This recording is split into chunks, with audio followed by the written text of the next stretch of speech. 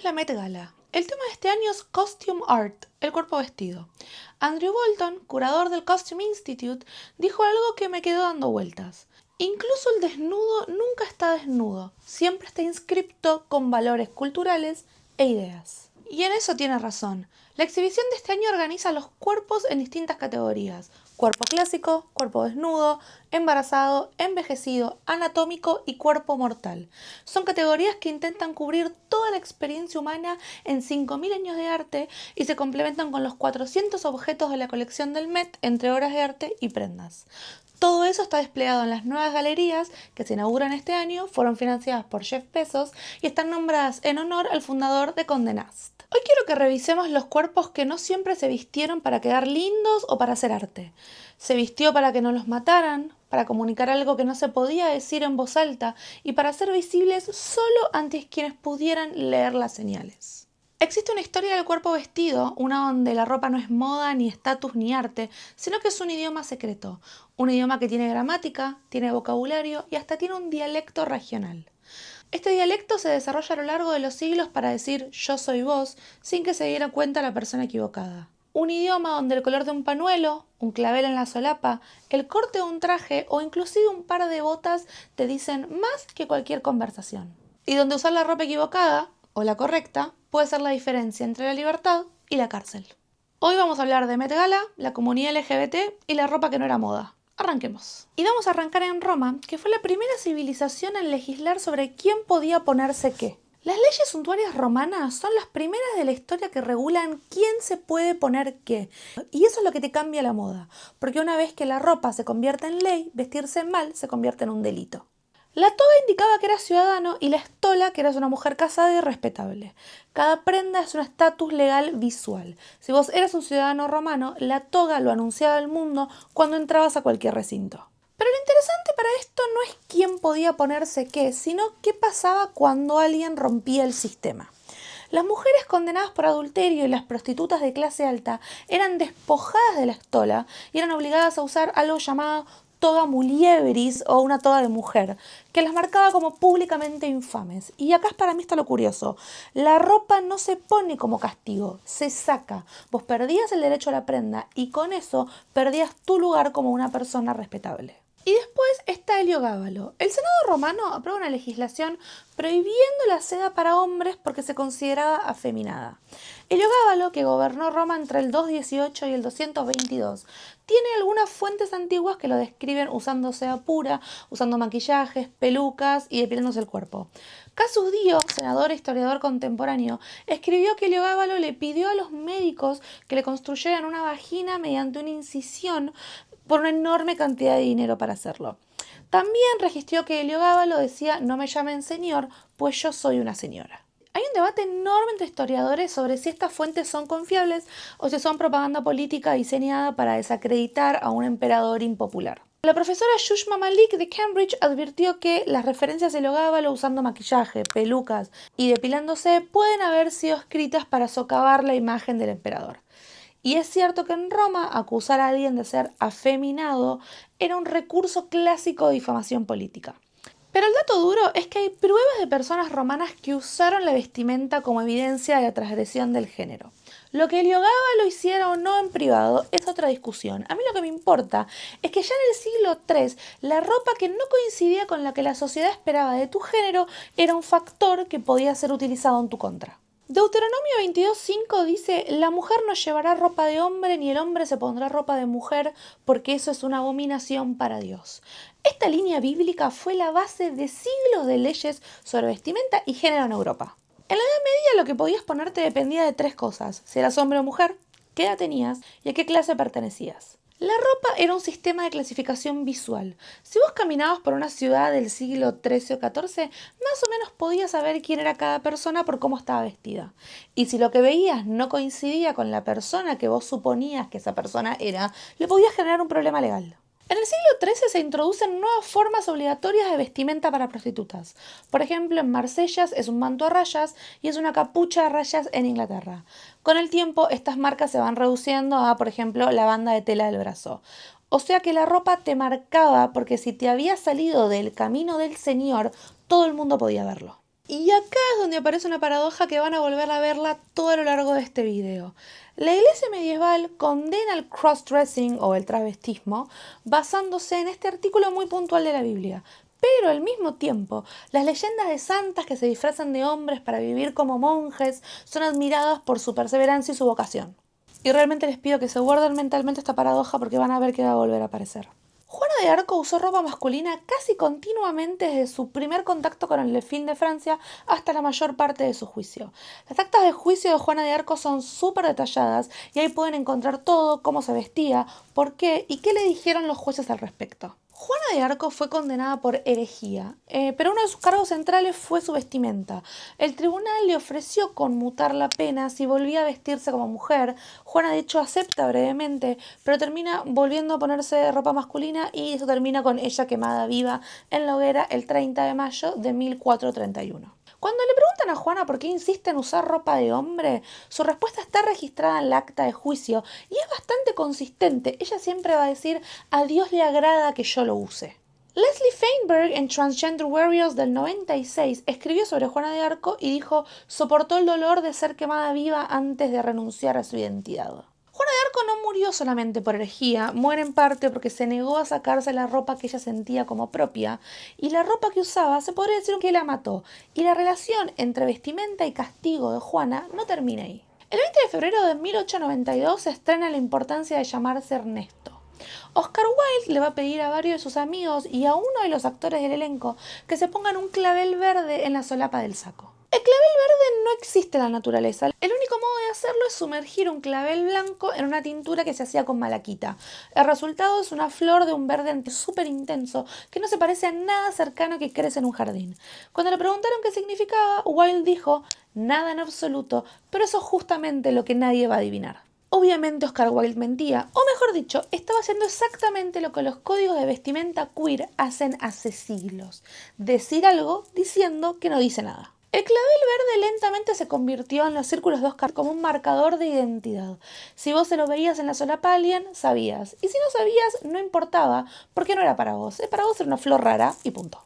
Graham Robertson, pintor británico y parte del círculo de amigos de Oscar Wilde, recordó en sus memorias que Wilde le dijo: quiero que muchos hombres lo usen mañana porque a la gente le va a molestar. Van a mirar alrededor de la sala, van a ver acá y allá y nada más van a ver un puntito verde místico.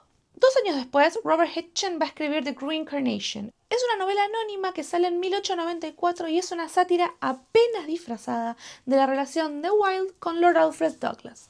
Wilde al principio se divirtió con el libro, pero en 1895, cuando lo arrestan por indecencia grave, que era el modo fino de decir ser gay en Inglaterra victoriana, The Green Carnation fue presentada en el juicio como evidencia de degradación moral y sexual.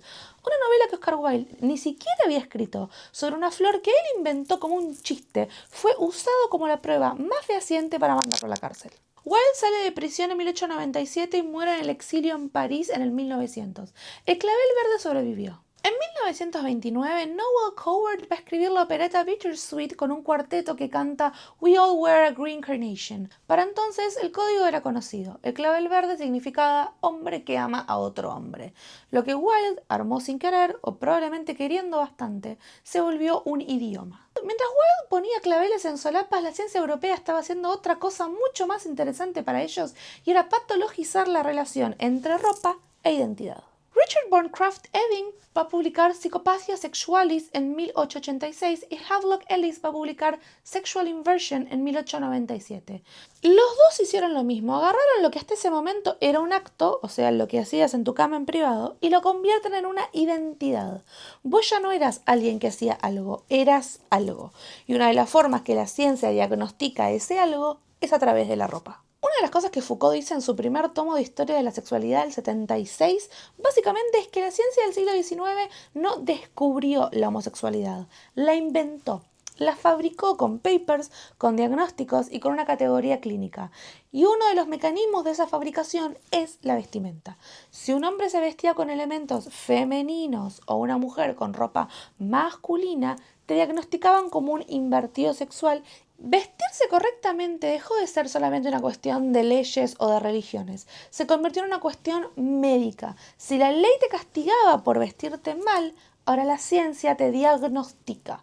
Y si te diagnostican, te pueden internar, te pueden tratar y te pueden intentar curar. De golpe, la ropa te podía abrir una puerta directo al psiquiátrico. Sedgwick, que lo conocemos bastante en este canal con Epistemology of the Closet, va a descubrir el closet como una estructura epistémica. Básicamente va a decir que es un sistema que está hecho para administrar qué mostrás y qué escondes, lo que sabés, lo que dejas mostrar, lo que los demás saben sobre vos y cómo pueden deducir tu sexualidad. Todo eso organiza tus relaciones. La ropa es la herramienta central de ese sistema, o una de ellas. Vestirte es decidir qué información das y qué información retenés. Y acá es donde aparece Stuart Hall. En su modelo Encoding Decoding de 1973, Hall va a decir que los mensajes culturales se codifican de una manera específica, pero pueden ser decodificados de maneras distintas según quién los recibe. El código de la vestimenta funciona exactamente igual en estas lógicas. Vos codificás un mensaje en tu ropa que solamente ciertas personas pueden decodificar. Para el resto es una flor rara, es un pañuelo, es un par de botas. Para el que sabe leer, le estás dando un idioma completo. Radcliffe Hall publica The Well of Loneliness en 1928. La novela fue criticada por su obscenidad en Gran Bretaña y prohibida, pero a mí no me interesa tanto el libro, sino la autora. Hall, posando con traje, corbata y pelo corto, en una época donde eso era una declaración más fuerte que cualquier libro que pudieras escribir. En los bares lésbicos de Nueva York, San Francisco y Buffalo, entre los 40 y los 60, las dinámicas butch y femme se codificaron en sus roles a través de la vestimenta. Elizabeth Labovsky Kennedy y Madeleine Davis van a publicar Boots of Leather and Slippers of Gold en el 93, el estudio etnográfico más riguroso que existe sobre la comunidad lésbica de Buffalo de Nueva York entre los 30 y los 60. Lo que van a documentar es que la vestimenta es constitutiva de la identidad lésbica, no un complemento. Sin el código de vestimenta butch y femme no existe un lenguaje para reconocerse en público. La butch va con traje y botas, la femme en vestido y tacos. Funciona casi más como una gramática que como una estética, y cada elemento te dice algo sobre quién es esa persona, qué busca y cómo se relaciona. Los borseos Dr. Martens, que después se van a convertir en un icono punk y después se van a convertir parte del mainstream, empiezan como un marcador lésbico en los 60. Igual que muchos elementos del código queer, van a empezar como una señal interna de una comunidad, después la cultura mainstream se los va a robar, los va a usar como un look y va a tirar el significado a la basura. Hay un dato que circula mucho en la comunidad queer, pero que no tiene tanto contexto. En los círculos LGBT de los Estados Unidos se lo conocía como la Three Article Rule o la Three Piece Law. La idea de que tenías que llevar encima al menos 3 prendas correspondientes a tu sexo asignado para evitar que te metan preso por cross-dressing. El problema es que esa ley nunca existió. El historiador Hugh Ryan va a documentar que la policía usa leyes viejas, muchas veces que no tienen relación directa con la vestimenta, para perseguir a las personas LGBT a lo largo de los 40, 50 y 60. La ley que se usaba en Nueva York, que data de 1845, declara que es un crimen tener la cara pintada, decolorada, cubierta o de cualquier modo disfrazada en la vía pública. La ley originalmente está pensada para castigar a los granjeros que lo que hacían en esa época era disfrazarse de nativos para evitar a los recaudadores de impuestos. Pero la policía va a tomar esa ley y usarla en contra de las personas queer y las personas trans. Lo que sí existía en la práctica eran las redadas a bares donde la policía revisaba la ropa de los clientes. Los hombres con maquillaje o en drag eran arrestados y las mujeres tenían que llevar al menos 3 prendas femeninas o también podían ir arrestadas. La gente que estuvo ahí cuenta que la policía aplicaba la regla de las 3 prendas de manera constante. Y si eras lesbiana o eras un hombre trans, era peor. A los hombres gay y a las mujeres trans los agarraban en las redadas de bares. A las lesbianas butch y a los hombres trans directamente los paraban en la calle. La policía inclusive usaba la excusa de verificar ropa interior para poder justificar sus abusos sexuales. Entre 1845 y el 1900, 34 ciudades en 21 estados de los Estados Unidos aprobaron leyes que se usaban para perseguir el cross-dressing. La primera que lo prohibió explícitamente fue Columbus, Ohio, en 1848. Detroit, en 1944, extiende la prohibición a predios privados que fueran visibles desde la vía pública, o sea que no te salvabas ni en tu casa. Stonewall, 28 de junio del 69. La policía va a llegar a Stonewall Inn con una orden de allanamiento a la 1:15 de la mañana. Era una redada rutinaria de un bar gay clandestino. El procedimiento era siempre el mismo. Entraban, se prendían las luces, se revisaban documentos de identidad, a las mujeres se les chequeaban las 3 prendas femeninas y el empleado y el gerente iban todos presos. Esa noche las personas que estaban adentro no se fueron cuando les pidieron. Se quedaron afuera y empezaron a quejarse. Entre ellas estaban Marsha P. Johnson y Sylvia Rivera. Entre ellos también estaba Martin Boyce, que el año siguiente iba a estar en esas mismas escaleras que esa noche, y que va a recordar en un discurso que lo habían llevado detenido por su disfraz de Oscar Wilde en el Halloween de 1968 porque la policía le contó las prendas. Después de lo que se conoce como la revuelta de Stonewall, los arrestos por cross-dressing se frenan casi inmediatamente. Lee Brewster va a cofundar Drag Magazine y el Queens Liberation Front en 1970 y van a trabajar conjunto para revertir las leyes de Nueva York que criminalizan el cross-dressing. Pero la ley de disfraces de 1845 sigue vigente. De hecho, en 2011 la policía de Nueva York la usó como fundamento para arrestar a los manifestantes del Occupy Wall Street porque usaban máscaras. En la cultura leather de los 60 y los 70, los hombres gays llevaban las llaves colgadas del lado izquierdo del cinturón para indicar que eran tops o activos, o del lado derecho para identificar que eran bottoms o pasivos. Era un sistema muy binario, sí o no, activo o pasivo. En algún momento del principio de los 70, porque la fecha se debate mucho hoy en día, alguien tuvo la idea de que un pañuelo de color podía comunicar mucho más que un llavero. El origen más citado es un artículo del Village Voice de alrededor de 1971, donde un periodista hizo un chiste que, en vez de usar llaves para identificar si eras activo o pasivo, sería más eficiente usar pañuelos de colores para señalar una preferencia específica. El tema es que lo que empezó medio en joda terminó siendo un sistema. Alan Selby, fundador de Mr. S. Leather en San Francisco, afirma que él creó el primer código formal de pañuelos con sus socios en Leather and Things en el 72, cuando su proveedor de bandanas le mandó por error el doble del pedido, y el código expandido les ayudó a vender todos esos colores que les habría sobrado. Hall Fisher, en Gay Semiotics del 77, escribe que en San Francisco los signos empezaron a aparecer alrededor del 71. The Trading Post, que era una tienda especializada en mercadería erótica, empieza a promover los pañuelos en la tienda y les adjunta una pequeña tarjeta con los significados. El código funcionaba así. Un pañuelo de color específico en el bolsillo trasero izquierdo o derecho comunicaba la preferencia sexual concreta. Izquierda era top, el activo, el dominante, y la derecha era el bottom o el pasivo o el sumiso. El color define la práctica. Azul oscuro para sexo anal, gris para bondage. La lista estándar que se cita como la más autoritativa en respecto a esto viene en la segunda edición de The Leatherman's Handbook de Larry Townsend, publicada en 1983. Es Townsend mismo el que va a advertir que el código no es absoluto. Va a decir, la gente puede usar un color dado simplemente porque la idea del pañuelo les excita, pero puede que ni siquiera sepan qué significa el color. Frank Nowicki del Center Motorcycle Club va a recordar que cuando empezó a salir en los 70, el Hanky Code era casi obligatorio, especialmente en bares como el Eagle. La gente se ponía pañuelos en el bolsillo de atrás del jean, era una forma rápida que alguien supiera de entrada de qué te gustaba para evitar las confusiones. Códigos había muchos, pero en la práctica había 6 o 8 colores que eran los que la gente realmente usaba. Geoff Mains, en Urban Aboriginals, A Celebration of Leather Sexuality, va a escribir algo que para mí define todo. Un pañuelo amarillo, por ejemplo, no es nada más una señal de que te gusta determinada cosa. Es una declaración de descubrimiento y de orgullo abierto en ese descubrimiento. Habla de la alegría encontrada en un comportamiento prohibido. Los Leathermen usan pañuelos por lo que significan y los suelen usar en los lugares más públicos posibles. Los usan a tal punto como si fuera una condecoración militar. Y realmente quiero quedarme con el concepto de condecoración militar, porque de golpe un pañuelo en un bolsillo para cualquiera que no sepa leer el código es un pedazo de tela, pero para quien lo porta es un orgullo y es una medalla ganada. El código Hays, vigente del 3468, prohíbe toda referencia a perversión sexual o indecencia en el cine de Hollywood. La palabra homosexualidad no aparece en ninguna parte del texto, lo que se decía era perversión sexual.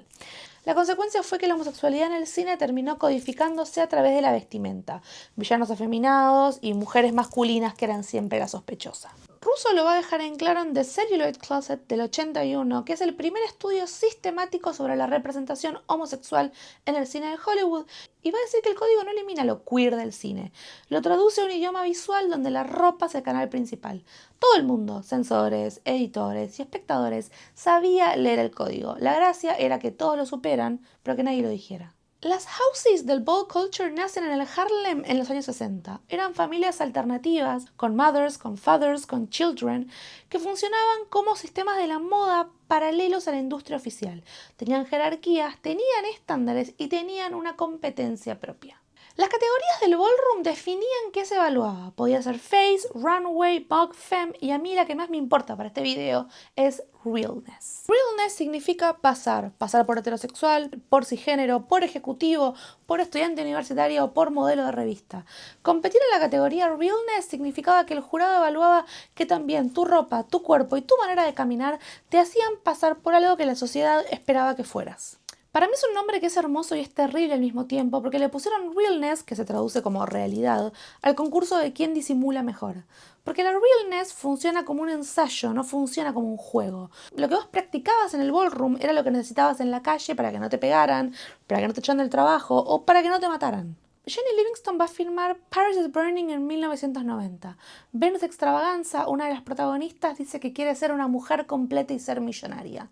Venus es asesinada durante el rodaje del documental. Tenía 23 años. Paris is Burning termina retratando la distancia entre lo que el ballroom imagina, lujo, glamour y aceptación, y lo que muchas veces la realidad les podía ofrecer, que era pobreza, violencia y sida. Madonna va a lanzar Vogue en marzo de 1990, el mismo año de estreno de Paris is Burning. El videoclip toma directamente movimientos, estética y actitud de la Vogue culture y los pone en MTV para audiencias masivas. Madonna no inventó el voguing. José Gutiérrez Extravaganza y Luis Extravaganza Camacho son quienes les van a enseñar los movimientos y van a coreografiar el video entero. La realidad es que Madonna les pagó, pero nunca les dio un crédito de verdad. El voguing se convirtió en un fenómeno pop global y las comunidades que lo inventaron siguen viviendo hasta hoy en día en la precariedad. Y yo creo que esto un poco lo vimos en nuestro video de fandomización de la moda. Una subcultura desarrolla una estética bajo presión, la industria la descubre, la monetiza y la gente que la creó no ve un peso. Grindr se lanza en 2009. En menos de 10 años, la forma en que los hombres gays se encuentran cambia más que en los 100 años anteriores. El hanky code, la llave del cinturón, el bar como espacio de reconocimiento, todo eso se reemplaza en 2 minutos con una app geolocalizada. Ya no hace falta más el pañuelo para mostrar qué te gusta, y lo pones en tu perfil. Pero que el código haya desaparecido del mundo digital no significa que desapareció la necesidad. Según ILGA World, al día de hoy la homosexualidad sigue siendo ilegal en más de 60 países, en al menos 11 la pena máxima es de muerte. En esos lugares los códigos de vestimenta queer siguen funcionando.